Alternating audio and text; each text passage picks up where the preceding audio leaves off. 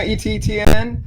Tom Burden here, the inventor of the Grypmat. It's a flexible, non-slip tool tray that gives you a safe place to set tools.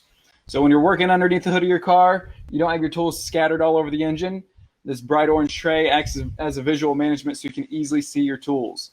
So today I'm going to be talking about competitive analysis, how we go through our process of like when we want to launch a product or launch a new product. So how we approach the market and how we analyze our numbers before we jump into the market with a new product. So a couple questions. First one, how often have you found that your hypothesis or initial opinion in your business plan has differed or changed after doing a thorough analysis with research? So what I see a lot is that the entrepreneur always thinks they know the right decision. They think that they know the problem and they know the solution. So something that's very key, very important is doing customer research, getting customer feedback directly from the customer. So if you've ever heard of the business model canvas, it's a great way to simply break down how to launch a new product or business. And it's all about getting customer research. So the core of it, something that's very critical, is getting unbiased feedback from customers. So not going to your grandma, your mom, your dad and saying, hey, what do you think of this rubber tray? The way you would do it is by asking questions to get their raw feedback. And the people who know you the least or don't know you at all, the better. So you're getting like real raw feedback from them. So instead of saying, hey, what do you think of this rubber tray? Would you use it? You would say, where is the place that you lose tools the most? Or what is the top 3 issues that you have when working underneath the hood of a car?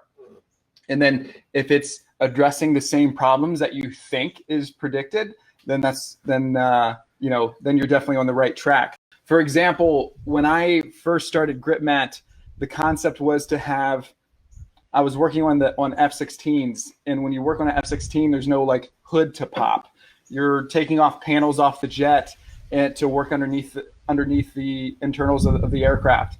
So what's happening is that what I wanted to have is that the Grypmat would clip onto the opening and then hang down, and then you'd have a Grypmat. And then the concept was that on the entire jet, there'd be a bunch of different styles of Grypmats all over the aircraft. So if you're working on the front, you'd have a set of Grypmats. If you're working on the tail, you'd have form-fitted Grypmats for the tail. And then after getting a lot of customer feedback, I realized that they would not want to bring out a bunch of different Grypmats to work on the aircraft.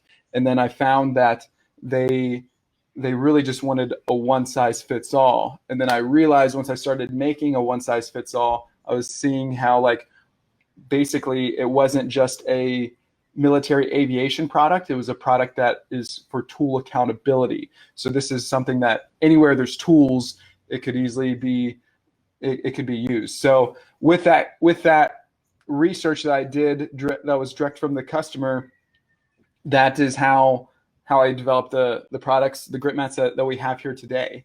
So customer feedback is definitely huge, and getting that raw feedback is big.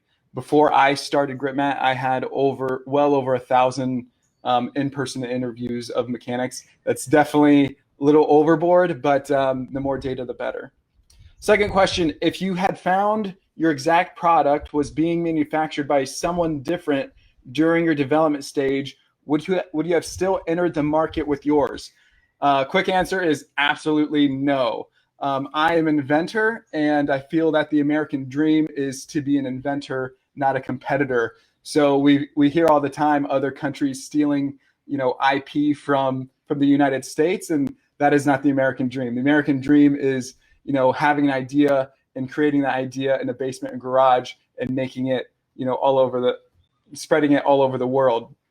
So another issue is when you do this, if you see a product, basically you're becoming a knockoff. So you being a knockoff, that is expressing to your audience and the world that you're inauthentic and that you can't create your own innovation, your own ideas. So you're constantly expressing to your audience and to the world that you are less than. So that's why when you see a lot of knockoffs, they are priced equivalent. They are priced less than. You'll have the original product that is innovative, that is high quality, and then usually the knockoff is expressed as less than.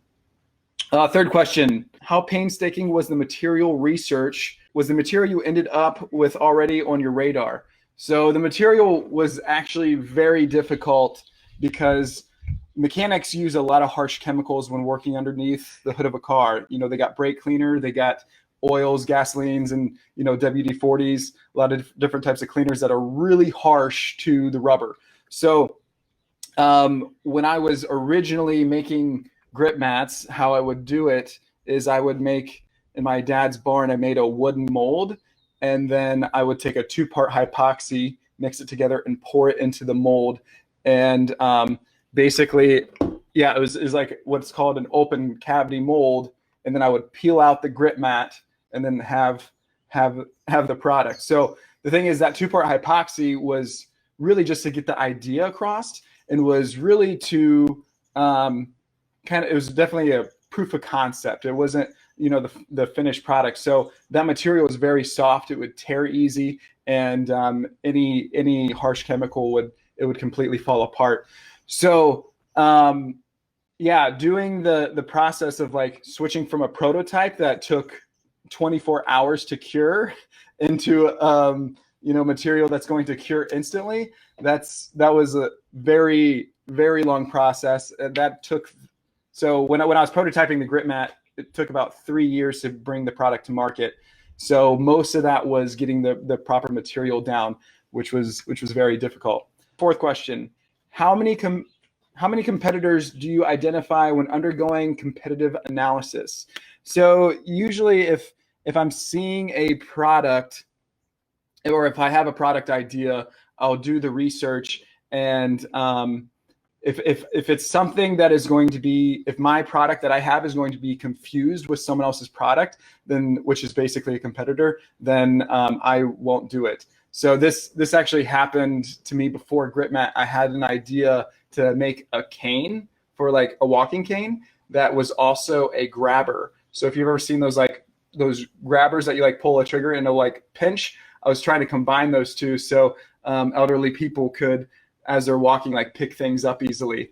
I saw an older gentleman in my neighborhood. He was picking up trash in our boulevard, and he was using the grabber as a cane. And I was like, I could make one much better.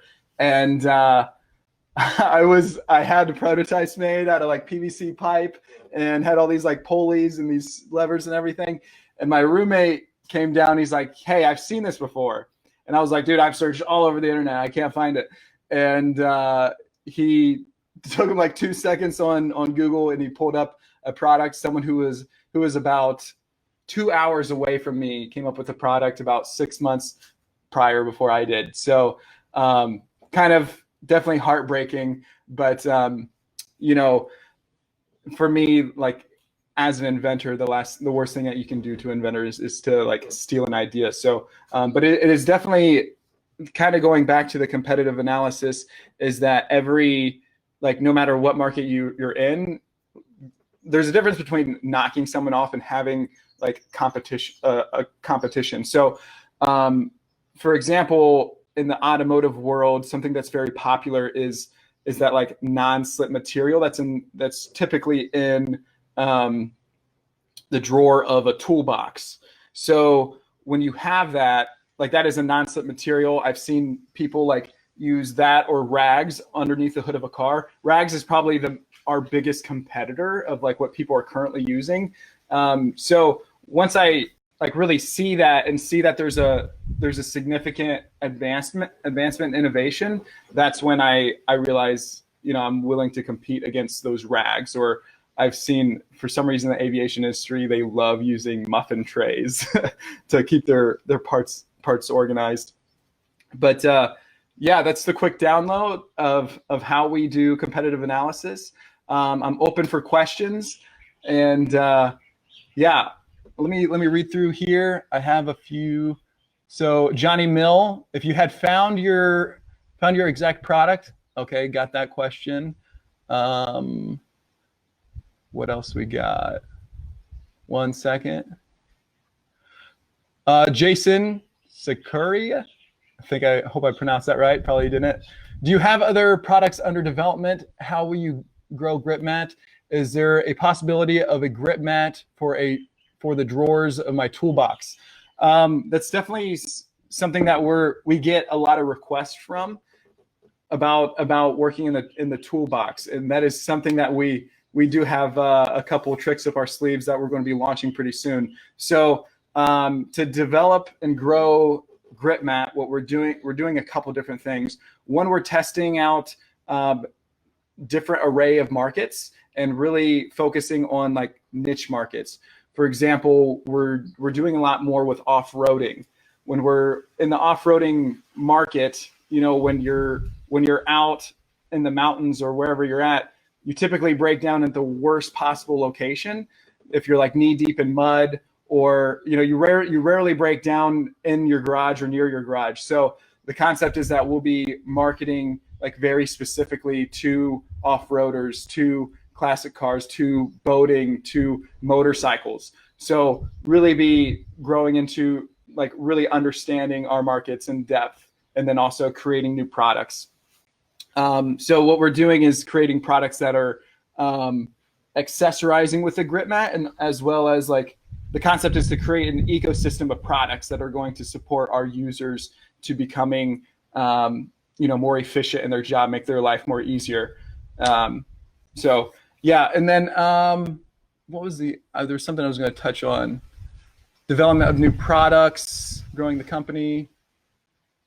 Yeah, stay tuned on the drawer. What I was going to talk about is getting feedback. So when we're at trade shows like SEMA, obviously a perfect show, is that you'll get a lot of feedback from customers. So this is one, very important to listen to, but two, sometimes I see a lot where the customer is good at identifying problems. Sometimes they're not so good with identifying a solution. So people will come to me and say, they'll say, have you thought of embedding magnets in the Grypmat? Now, they're typically not too versed with the manufacturing process, and they don't know that embedding Grypmat or magnets into the Grypmat would be very costly. It would probably triple the price of getting the magnet embedded inside. But what they're doing is they're identifying a problem of like what they're saying is their fasteners, their sockets, they want to be have the security as one of those magnetic dishes. So that is what they're trying to identify. So me as an inventor, once I've understood the problem that they're identifying, then I can create a solution that will basically solve the issue of intensifying the manufacturing, but also solve the issue of like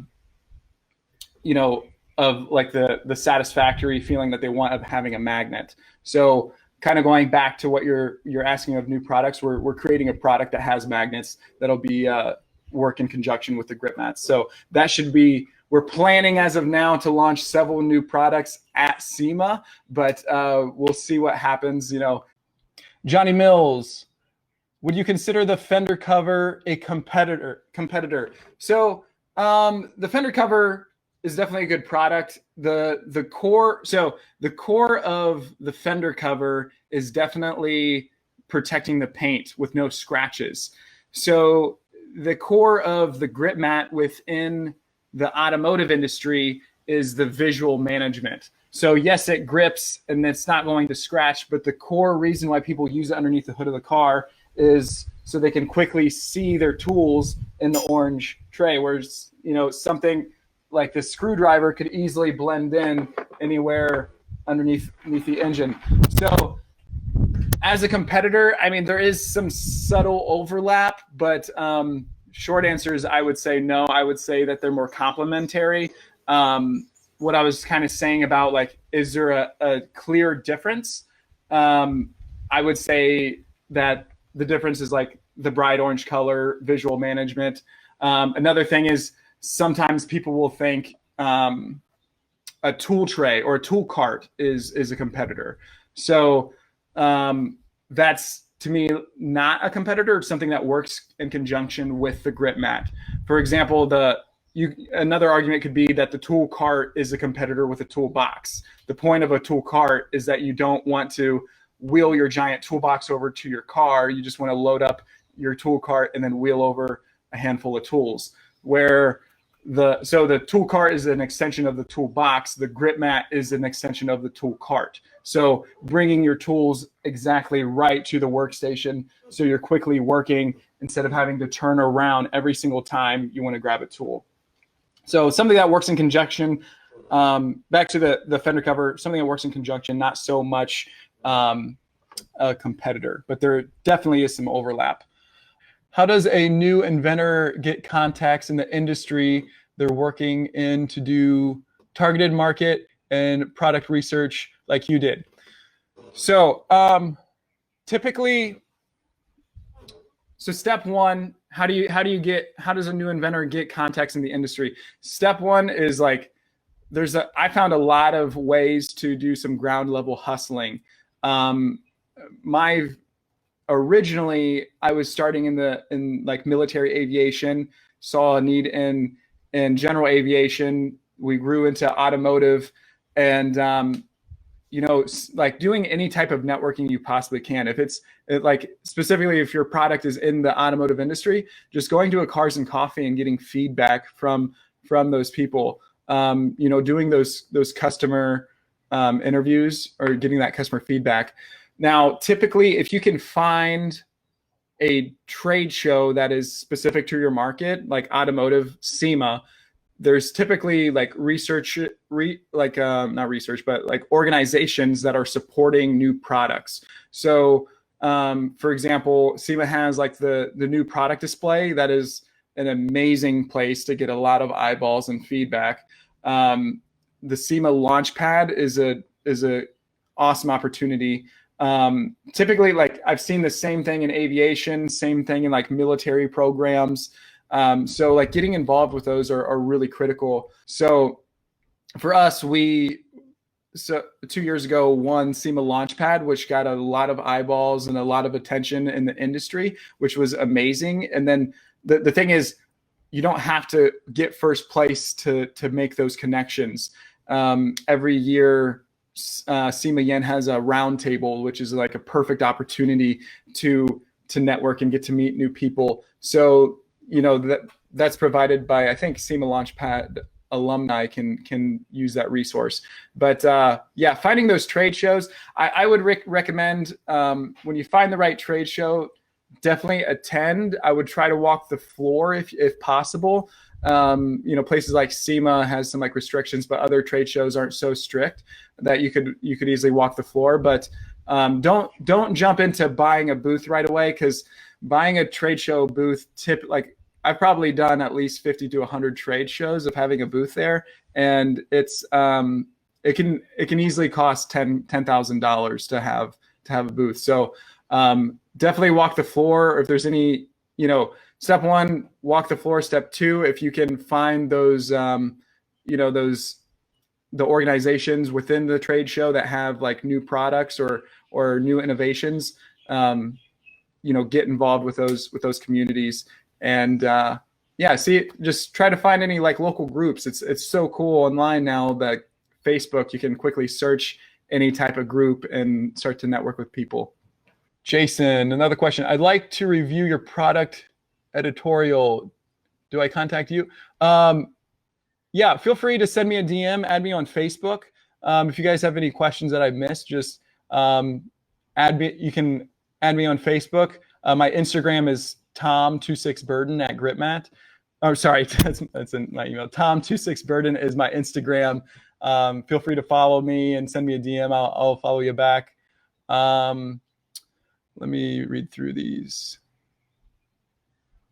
1 second. I think I got most of them. Do you have other products under development? Got that one. Fender cover, got that one. How often have you found that your hypothesis or initial opinion? Yeah, to iterate again on that one, how often have you found your hypothesis or initial opinion in your business plan has differed or changed, like 100%, you have to be getting customer feedback. And also to touch base on that is to get the true, most authentic, raw feedback is ask for money. So what'll happen is you'll say, yeah, I got this idea, this Grypmat, you know, is this something that you would, when the conversation happens and they say, yeah, I would totally use that. I totally would buy that. Awesome. I got 4 in my car. Can I take your credit card now? Because a lot of times they'll give you that pump up story and it's not truly authentic. And the second that you ask for money, that's when they will truly say, yeah, here's my credit card, take my money now. But the thing is, before that, it might not be completely raw feedback. So one thing that I'll say is that there's 3 levels of validation through when you're starting a startup. The first one is your credibility.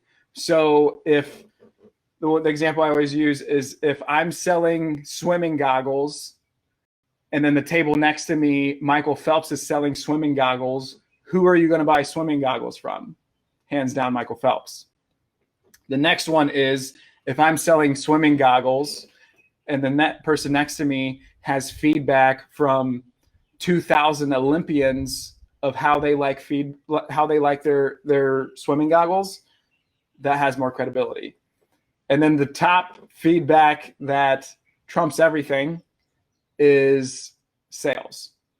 So my swimming goggles versus the person next to me who sold 1 million swimming goggles, that's like the top validation.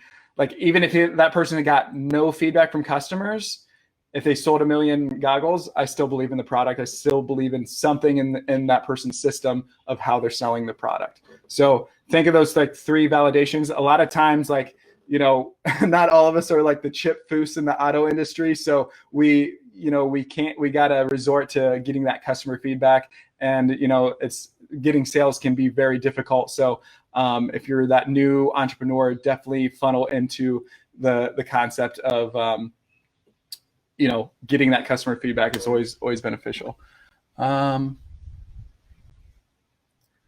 What's been the hardest part of managing your company's growth? There's so many hard parts. I would say something that's hard that I'm actually becoming very good at is shifting. So right now so there was an issue that we had that we were working with a lot of franchise model companies, and we were doing very good at selling to corporate. The hard part was encouraging corporate to sell to the franchisees, and then the franchisees selling to the end customer. So the difficult part was like you're constantly like every person in the row, you have a breakdown in translation, a breakdown in showing off the product. And also there's a breakdown of like passion of the product, because these franchisees, they've got thousands and hundreds and thousands of products that they're constantly selling. So for them to like stop and focus on your product is pretty tough. So we were selling to these franchise companies, and then our sales just flatlined. So we shifted into doing direct sales, and that we really hit a niche with that, where our sales like spiked, where in December, so from like SEMA last year is like when we first, like just after SEMA last year, we shifted into doing direct to consumer. And we like, I think like the last year, so the last month of last year was about 50% of all of our sales, because which has never happened before. And then now we shifted, now we're getting hit with COVID, and now we're shifting into a different scenario. And now we've able to adjust our focus on markets that are working to minus that last year. So this month will be our second best month ever, because of the way that we're shifting into focusing our ads, focusing our messaging, and focusing on different markets. So something that the Grypmat is used a lot is in law enforcement and in home defense. So in law enforcement, the police officers like to clean their equipment in the Grypmat. So that's a market that is not slowing down right now. So we're really focusing on that, and our sales have definitely been climbing. So Ian, what's your preferred method of prototyping? So that's a very broad question due to, like, it could be prototyping an app, prototyping a hardware product. I would highly recommend, like, I would stress this very, very much, of like getting the most basic prototype of whatever you're making and make sure you are making it. When you're that first, and when it's your first product, you're that, what I call the garage founder. You have to make it, because you're going to fully understand, the in and out of your product. And the thing is, you're going to save a lot of money too. I see the thing is, when you're an inventor, or you're like, it's your first product, you don't really know what you need or what to do, where you think you have a product that's going to be used, but by the time, like, your original idea gets to market, it's going to be completely different. So what you don't want to do is spend a bunch of money into developing the original prototype, where if you can do that yourself, even if it's just an app, learn code and figure out the basics. So when you talk to someone who can take it to the next level, you can talk to them in much more depth of how to make the product that you really want. Another thing that goes in line with that, I get a lot of questions about patents. So I learned this the very hard way. What's going to happen is, if you're talking to a lawyer, a patent lawyer, they're going to want to patent your idea right away. Now, when you're the garage founder and it's your first idea, you don't know, when it's your first idea, your product's going to change over time. So the thing is, when you patent a product, to get the patent, you have to patent it within 1 year after the first sale or public announcement. So if you were to go on stage at SEMA Launchpad and you're like, hey, I got this idea for the Grypmat, it's awesome, and you told the whole audience, you have 1 year to get that patent. So I would try to wait as long as you can without it expiring. If you wait past 1 year, then it can't be patented. So, or if you, like for us, we're creating new products after we sell it, and then 1 year after we sell it, then we'll get a patent. So doing that, you get more customer feedback. What you don't want to do is, when you're that garage founder, dump a bunch of money in intellectual property and then have patent something that never works.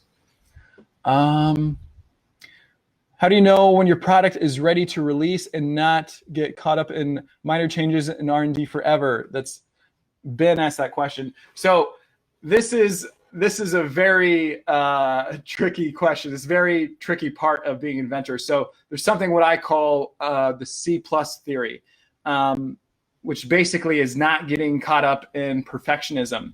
So what'll happen is, when I say the C+ theory, is like, get something that will work. So you can do that C+ within like 2 weeks, where getting that A+, that perfect product, that could be 2 months, 6 months to a year to perfect it. So the thing is, launch something as soon as you possibly can, get that C+, get something that'll work. And then the thing is, you're going to iterate and perfect over time as you run. So the thing is, the very first Grypmat that I sold actually isn't even here. It was similar to this larger one with no handles or no measuring. And I knew it wasn't perfect. We only had one size, but I just started selling it. And then as I was selling it, I would get feedback of how to make it better. So the thing is, what I see a lot of times with entrepreneurs is they're constantly wondering, like, do I do option A first or option B first, where it's there is no wrong answer. The wrong answer is hesitating to move forward. So just do option A, run with it. Okay, then if there's any issues, just learn from your mistakes and move on, or move on to option B. So for example, I had a cousin that wanted to start her own company, and she's like, I don't know if I should do my website or if I should do my my social media first. Talked to her a month later. I was like, hey, how'd it go? Which one did you pick? And she goes, I didn't do either of them because I didn't know which one to start with. And I was like, both of those could have been done in an afternoon, but you were so hesitant on making the wrong decision, which the same thing will happen when you're doing a prototype. You're constantly trying to like, oh, do I add a loop or do I not add a loop?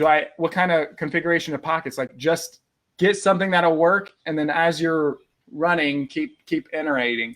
So yeah, that's the fastest way, I would say. Is also keep in mind, like, what I see with prototypes is that they get bogged down with like features versus benefits. Like, get the very basic, and then you can add features later. So if you think of Snapchat, if you look at Snapchat right now has like a news feed. It has like stories. It has like this thing that you show your face and you open your mouth and a rainbow comes out of your mouth or something. All that is very complicated. Where if you were to think back to the original of Snapchat. It was very basic. It's pictures that go away after 10 seconds. That's all it was. It was very basic. And then later they added more features. So just keep that in mind when you're prototyping. Likes the C+ thought. You're welcome. Analysis paralysis can really get you tied up for a long time. Yeah. So we're at like 33 minutes. I'll take a few more questions, then I'll wrap up. Suppliers don't like working with small businesses. How do you combat that? So yeah, that's definitely a thing with suppliers. I would recommend like reviewing how I operated and like my journey is starting over. I wish I would have focused more on direct to consumer and gotten more data from the customer. So focus on direct to consumer, getting that data and growing the relationship with that customer, getting like them to understand the story and like everything about Grypmat. So like before, like if I could rewind, I would not be going for distributors. I would be growing my direct to consumer and letting them come to me. So because now what's happening is that before we were trying so hard to get the distributors and we were just hoping that they would push the product forward, where now we're doing the direct to consumer and it is like being so successful that like our marketing is, we're like really fine tuning our marketing and our voice to the point where it's helping our distributors. So if we would have fine tuned that first, then it would have been much more beneficial for a large distributor to partner with us and been more attractive. So all those issues that they're afraid of, the thing is those larger companies don't want a small company just super dependent on them, because if you're already showing them, yeah, we built an email list of 5,000, 10,000, 20,000 people, and we have this return rate. And if you can actually show them numbers of what you've already created, that's going to be significantly more attractive when you're in partnering with a company. Brian, how did you go about product sourcing overseas?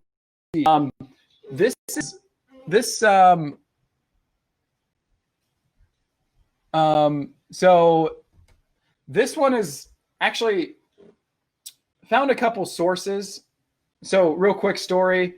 I was struggling super hard to find a manufacturer, and I realized it was like the #1 problem of the company. And what happened was my roommate at the time said to me, he was like, hey, my family wants to go to the Upper Peninsula of Michigan, and they're there from Saturday to Saturday. Do you want to come with us? It's like, it's kind of boring. There's a lot of old people. I think it'd be more fun if you came. And I was like, I'm trying really hard to find a manufacturer. So we ended up going from Wednesday to Saturday. I only did like half a week. So as soon as I got there, I really wanted to get on a boat. And growing up, never really got on a boat. And I walk into the cabin. I said, who's got a boat? I want to ride on a boat. And they said, we don't have a boat, but Tom, a different Tom, a couple of cabins down, he's got a boat. So I just walk over to his cabin and I walk in. I say, are you Tom? He's like, yeah. I was like, I heard we're supposed to be friends because you got a boat. And he goes, yeah, I've got a boat. We're going to go out to a sandbar if you want to come. Help me load up the boat. So just met this guy loading up the boat. We go out to the sandbar, and I'm helping him pump up this raft. And I was like, so what do you do? He goes, I do manufacturing for Lowe's, Home Depot, and Walmart. And I was like, oh shit. I was like, do you ever manufacture with like silicone rubber or like grippy materials? He goes, yeah, I can. And I wanted so badly to get on this boat, and now I'm wanting so badly to get off this boat. So went back to the cabin. I carried around my inventions everywhere I went, and I just had them filled up the table. And he goes, if you start with one, what would it be? I was like, the rubber tray. If we can't do the rubber tray, then I don't think we can do the other ones, because that to me is the easiest one, and the easiest one and the most impactful. And till this day, he manufactures the Grypmats. Another like more, so one, networking is very important. Two, another way that we found other manufacturers is at SEMA. So there are, at those trade shows, there will be manufacturers that will go there wanting to help manufacture your products. So SEMA does have an area where you can basically network with other manufacturers. So there are opportunities for that networking. So don't be shy, just keep getting out there and keep networking. So awesome. We're at 37 minutes. They wanted me to do 20 minutes, so a little bit longer. Yeah, if you have any more questions, if I missed a question, send me a DM. Follow us on Instagram, at Grypmat. Yeah, shoot us a DM. Feel free to also share this live video. I'm really excited. I love the guys at ETTN. They're awesome. So thank you guys so much. I'll see you later.